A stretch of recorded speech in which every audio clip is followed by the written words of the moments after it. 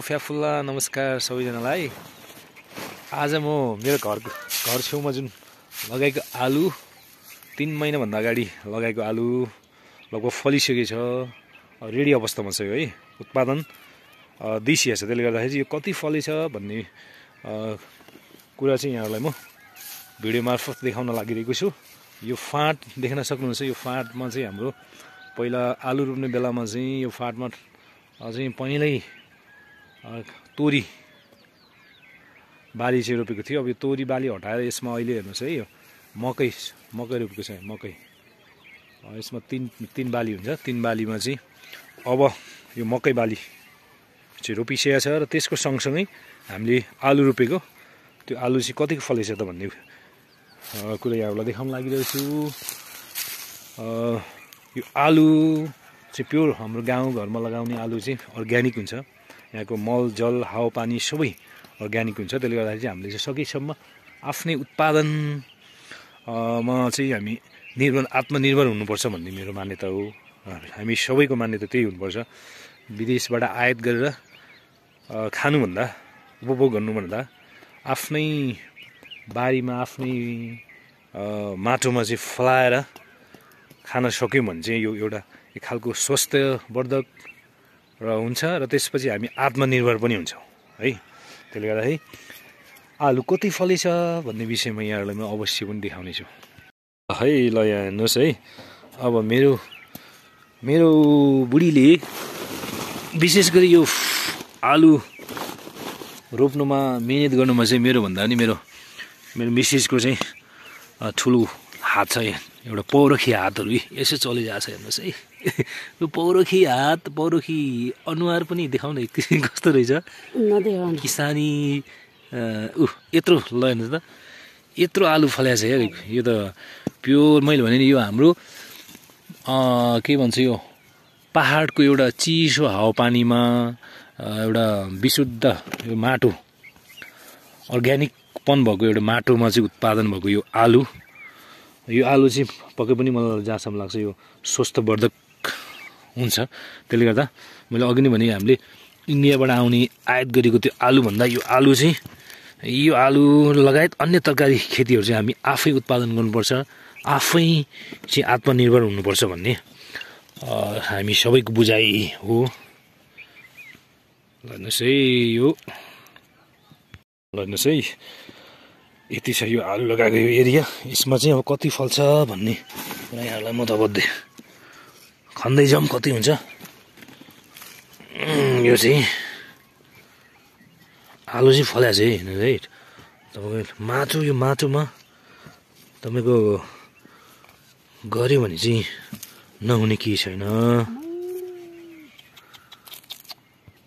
ल हेर्नुहोस् त, एउटा बुट्टा अथवा एउटा बोटबाट कि आलुको एउटा बोटबाट लगभग यति तपाईँको आधी किलो 1 किलोसम्म फल्ने रहेछ। हेर्नुहोस् है, यो आलु सँगसँगै यहाँ हेर्नुहोस् है, फेरि छेउतिर यो चाहिँ के मुला होइन, मुला पनि यत्रो कम त ल हेर्नुहोस् है। मुला यत्रो ठुलो फलाएको छ कि यो त अझ सानो, पहिला ठुल्ठुलो पनि खाइसक्यो। ल हेर्नुहोस् है, यो मुला, औ माइ गड, यत्रो मुला चाहिँ ल हेर्नु त, यो पनि अर्ग्यानिक हो, प्योर अर्ग्यानिक। हेर्नुहोस् मुला यस्तो कि यस्तो फल्ने माटोमा हामी अब के भन्छ सबै चाहिँ माटो यो जग्गालाई बाँझो बनाएर हामी विदेशीका छौँ योहरू। ल हेर्नुहोस्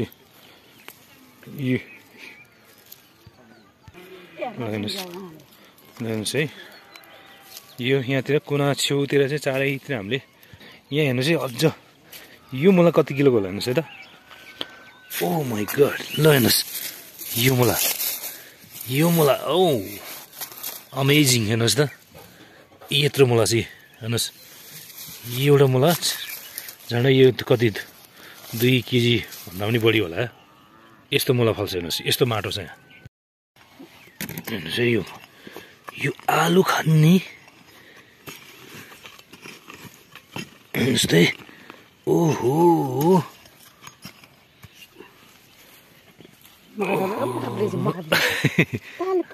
खानु प्लेब यार,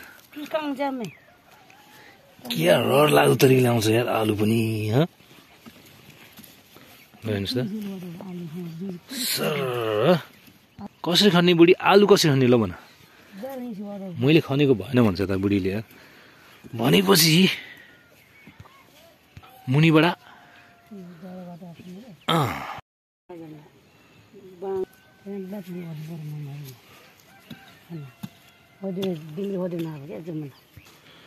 होइन अहिलेसम्म यति भयो अहिलेसम्मको नतिजा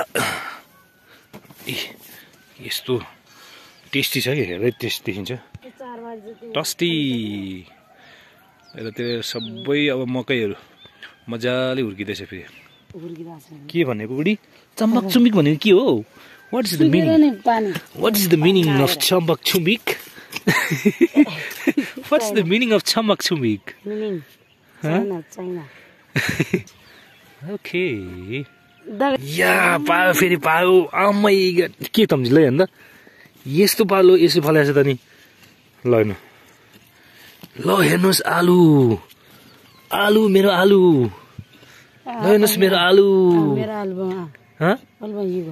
मेरो आलु त नि मेरो बारीको आलु हेर्नु यो क्या दामी छ भेरी गुड भेरी के भन्छ कोही बुढीको अनुहार हेर्नु पऱ्यो एकचोटि अनुहार देखाएको थियो नि यता जनतालाई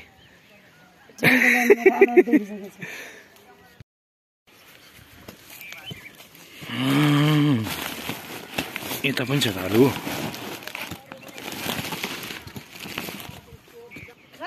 जोडिया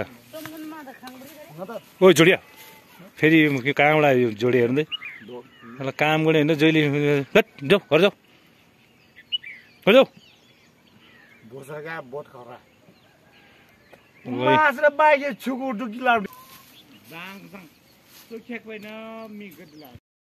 हेर्नु त मै खनु जस्तो जति खने उति निस्किन्छ ल हेर्नु त इसमा त्यही छ ल हेर्नुहोस् अब लगभग हाम्रो आलु खन्ने काम चाहिँ आधीभन्दा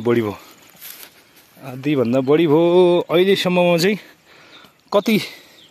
कति जति भयो बुढी हेलो मैले दुईचोटि बोकेको दुई भारी होइन अब कति होला भनेपछि मेहनतको फल राम्रै आउँछ के हो जम्मा 10 किलो रोपेको अनि 25-22 हुन्छ होला लगभग भनेपछि 1.5 मुरी जति हुन्छ कि 1.5 मुरी जति ओके छ त ओके भनेपछि आलु चाहिँ फलेकै हो है भन्नुपर्छ होइन के कसो हामीले चाहिँ आफू खानलाई मात्र रोपेको हो यो चाहिँ व्यावसायिकको लागि होइन आफू खानको लागि अर्ग्यानिक तरिकाले खाउँ भनेर रोपेको हजुर यस्तो छ हेर्नुहोस् है यस्तो छ चैतको मौसम हो धुम्म छ चारैतिर यस्तो छ मौसम हजुरलाई हल्का मौसम अपडेट पनि गरौँ भनेर पानी परेको छैन हेर्नुहोस् चारैतिर यो तुवालो छ एक खालको तुवालो खुस्सु छ मतलब धुम्म यो के भन्छ यो वायु प्रदूषण पनि हो कि जस्तो लाग्छ पानी नपरेर पनि छ एउटा ठुलो मुलाले देखाउनु हो कत्रो छ ओहो के छ त ओके छ ओ बुढी हजुरहरूलाई धानको पात यता हेर न मायालाई पातको पात अरूलाई धानको पात बुढीलाई पानको पात के कसो आलुको पात के आलुको पात दियो त बुढीलाई आलुको पातले चित्त बुझ्छ त पातको पात त्यही चाहिने हो कि आलुको पातले चित्त बुझ्ने हो पुरा गाह्रो छ हजुर के कसो पानको पात मायाको पात पानको पात भनेको मायाको पात हो के यसरी बुझाउ न हौ बुढी के कसो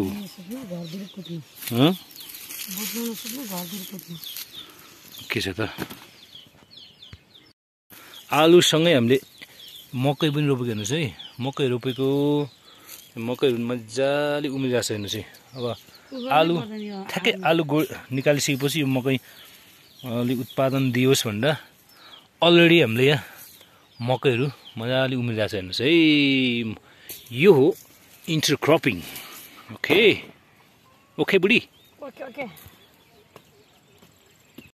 आहा ओहो कतै आएछ बुढी आलु यत्रो रुपियाँ छ सलक ओहो हेर्नु न भनेपछि एउटा कुरा छ नि मान्छेले भन्छ नि यो मलाई आलु जस्तो मान्छे भन्छ नि किन भने होला आलु जस्तो भन्नाले यो आलु जस्तो पनि मिल्छ नि त आलु जस्तो काम नभए मान्छे भन्छ नि किन काम नहुनु यो आलु के लागेछ आलु उसिनेर खाए नि हुन्छ हो तर वास्तवमा त्यही त हुन्छ मान्छेले खाए नि हुन्छ त्यतिकै खाए गुन्द्रुकमा मिसाएर खाए नि हुन्छ मान्छेले आलु जस्तो काम छैन भन्छ नि तर त्यो वास्तवमा त्यो उखान 100% गलत हो मलाई पनि त्यस्तो लाग्यो अहिले आएर मलाई यो भनाइ चाहिँ ठिक लाग्न छोड्यो है किन भन्दा यो आलु तपाईँको यो आलु भनेको यस्तो चिज हो कि यो तरकारीको राजा हो यसलाई भुटे पनि भयो उसेनी पनि भयो उमाले पनि भयो मासुसँग पनि मिल्ने भयो यसलाई चाहिँ के त गुन्द्रुकसँग मिसाइनु भयो जेसँग मिसाइनु भयो जसरी खाइनु भयो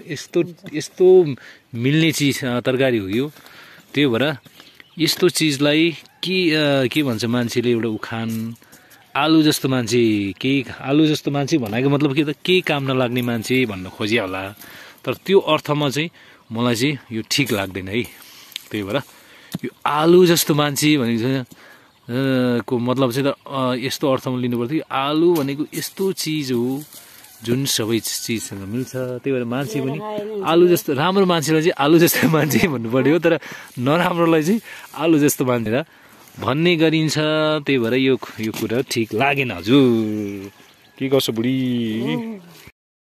जोडी मिलेन अब भोक पनि लाग्न थाल्यो बुढी अब चाहिँ नि भोक पनि लाग्न थाल्यो अब अझै बाँकी छ यार कति खन्ने हो यो सकाउने हो कि घर जाने हो कि सकाउने हो त्यही त होइन तरकारी पकाउनु पर्यो यता यो गैरीमा छ नि मैले अघि देखाएँ नि त मलाई यो गैरीमा चाहिँ मेरो यो हरियो गैरी छ नि यो आलु भएको ठाउँमा चाहिँ मेरो दाइ र भाउजू चाहिँ आलु खन्दै हुनुहुन्छ कति खन्नुभयो ओ आजो लस आजो ओ आजो सुन्नु भएन के भने हजुर अलि टाढा पऱ्यो त्यही भएर पनि होला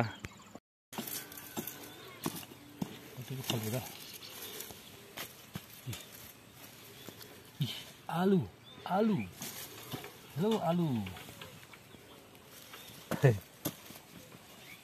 आलु दिस इज कॉल्ड आलु पोटेटो It's called potato. ओहो लैरी आलु यसरी फल्छ हेर्नुहोस् माटोमा यसरी फल्छ हेर्नुहोस् परिश्रम गर्नुपर्छ कि हजुर दुःख गर्नुपर्छ त्यतिकै त हुँदैन त हजुर दुःख गर्नुपर्छ म जसरी मेहनती हुनुपर्छ अनि मात्र माटोमा सुन फल्छ हामी वडी भित्र कि जम्मामा मुझे धन जोड़ दीजिए जोड़ दीजिए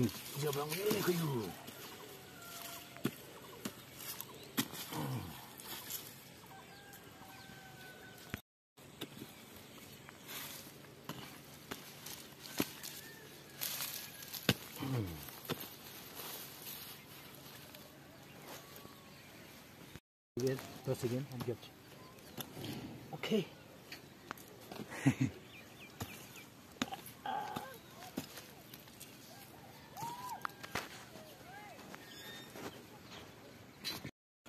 अरूलाई धानको पात मलाई आलुको पात ल तिमीलाई आलुको पात आलुको पात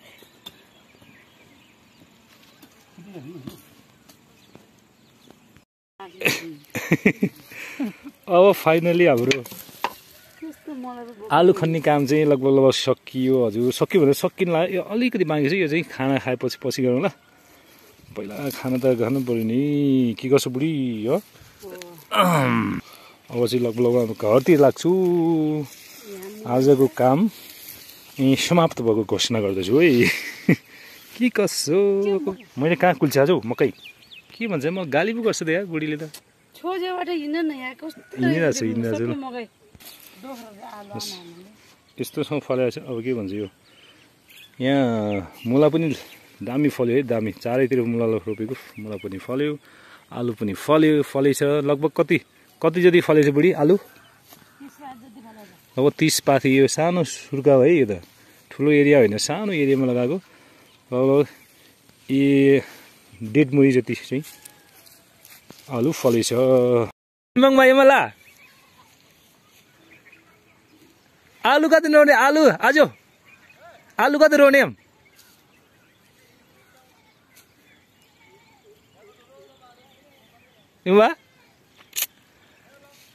ngalan ठीक नि रोले डेङ एलङ ngalan भन्दा डेङ ग्रेन दला ngalan डेङ जित दासिन दाइ त्यति पाङपाङ भने तर पनि रोलुङ बा सिगा त्यही त नि वाबला सिमे वाबला रोबा रोनेम जस राङ जाबरी यो बदला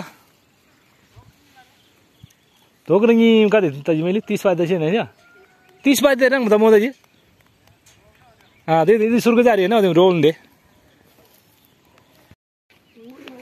ल आलु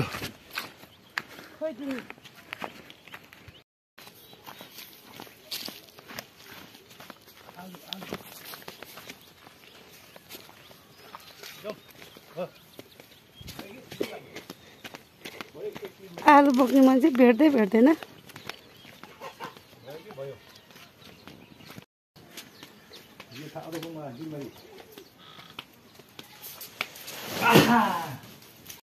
ल दोस्तै यति फलेछ हेर्नुहोस् अहिले खनेको लगभग 1 मुरी 30 पाथी जति हुन्छ होला। यता साग चाहिँ फेरि हुन्छ यो यस्तो ओरिजिनल साग हो यो। यसलाई खास नेपालीमा के भन्छ मलाई खासै थाहा भएन, तर यो एकदम जडीबुडी युक्त साग हो। वर्षमा एकचोटि मात्र पाइन्छ यो सिजन, आजभोलिको सिजनमा एकदम यसले चाहिँ तपाईँको स्वास्थ्यको लागि अत्यन्त राम्रो काम गर्छ। यो मेडिसिनल भ्यालु हुन्छ यो सागमा। साग भन्ने कि यो त मुन्टा हो कि खास त यो एउटा रुख हुन्छ त्यसको मुन्टा हो यो। त त्यो रुखको नाम चाहिँ मलाई थाहा भएन, तर यो एकदम यसको मेडिसिनल भ्यालु हुन्छ है। Thank you so much for watching. यहाँहरू भिडियो हेरिदिनु भएको सबैलाई धन्यवाद। मेरो च्यानललाई सब्सक्राइब गरिदिनुहोस्, लाइक सेयर र कमेन्ट गर्न पनि नभुल्नु होला। Thank you once again.